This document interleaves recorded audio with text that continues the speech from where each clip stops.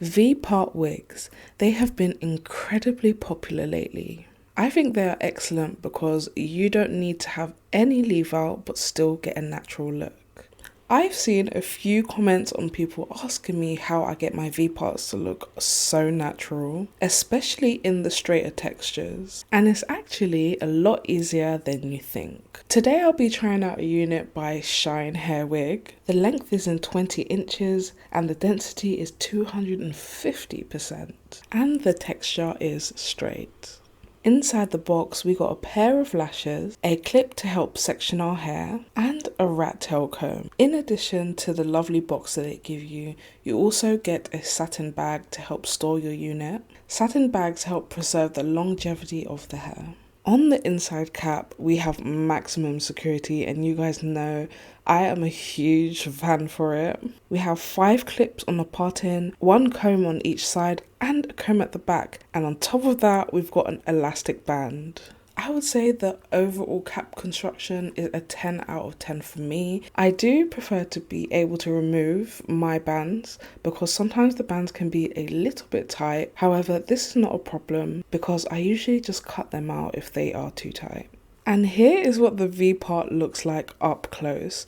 Usually, in most V-parts, you will see that we have large grids and the hair is ventilated through, sort of like a lace front, but on a larger scale. However, this one is a little bit different. You can see that it is ventilated, however, the vents kind of curl under the cap to give it a more natural appearance. And this is the first time I've ever seen a V-part wig look like this, and I was very interested to try it out. The texture is gorgeous, super straight with a ton of movement, exactly how I like my straight hair to be. It also has a light shine to it too, which is always good. Now there are going to be 2 sort of variants to this video. One is going to be the styling of the hair. This is all just for aesthetic purposes. And 2 is what you need to do to make sure that your V-part looks natural. And don't worry, I will be updating you throughout this tutorial.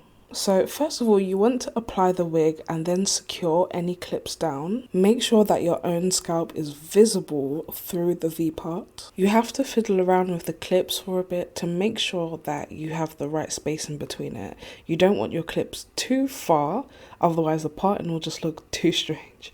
And then you don't want them too close, then otherwise it will give it a really weird wiggy appearance. You want to be able to see your scalp and just a tiny bit of your own hair underneath. As you can see, the V-part is very obvious. Don't worry, we're gonna go ahead and fix that up.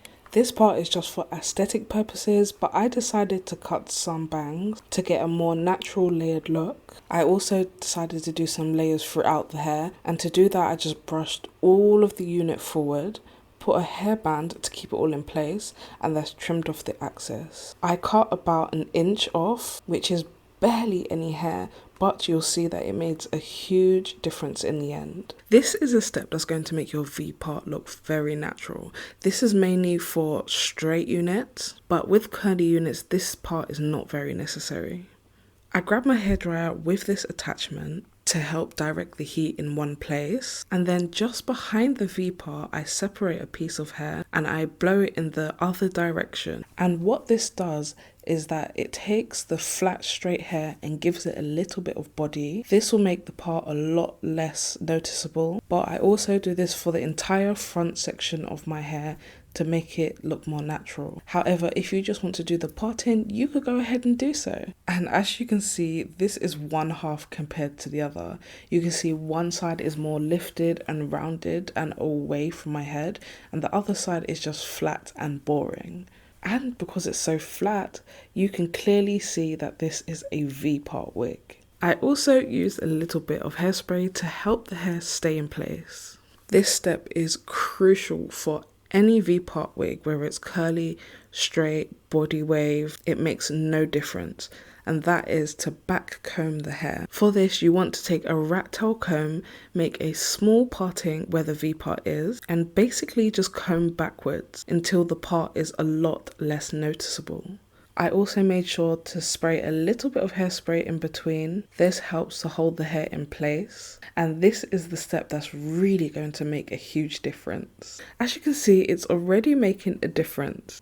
and I'm only halfway through backcombing it. Once that's done, I go ahead and style the hair. Today I'm going for a nice luxurious blowout, and I'm using this rounded curling iron that I purchased from Amazon, and it works so well. I'm normally really bad at blowouts, but this helped me a bunch. And once I finish curl my hair, I then apply a roller and secure it with pins to keep it in place. I left my hair in rollers for about 10 minutes while I did my makeup and did some chores, and this is the result. Absolutely gorgeous. And that V part that you could see before, it is well hidden. I must say, doing this on straight hair was a little bit of a challenge, but I still managed to make it work. If you wanted to know a little bit more information about this hair, all of it will be down in the description box below. Let me know if you have tried a V-part wig lately, and also let me know if these steps helped you, and I will see you in the next video.